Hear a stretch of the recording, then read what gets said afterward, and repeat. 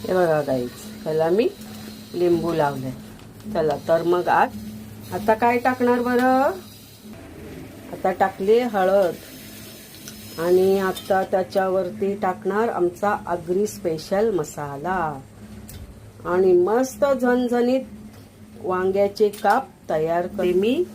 शेंगदाण्याचा कूट बघा, ही रेसिपी किती छान असणार आहे. हा बघा, शेंगदाण्याचा कूट टाकलेला आहे आणि मस्त कुरकुरीत फ्राय करणार. आणि हे बघा काय आहे, तांदळाचं पीठ. तांदळाचं पीठ मी लावणार नाही. हे बघा असं वरती टाका. सबस्क्राईब करा, लाईक करा आणि शेअर करा. चला मग वाट करूया. चला, हे बघा मस्त काप तयार झालेले आहेत. आता ही कोथिंबीर मी टाकत नाही, अशी थापते.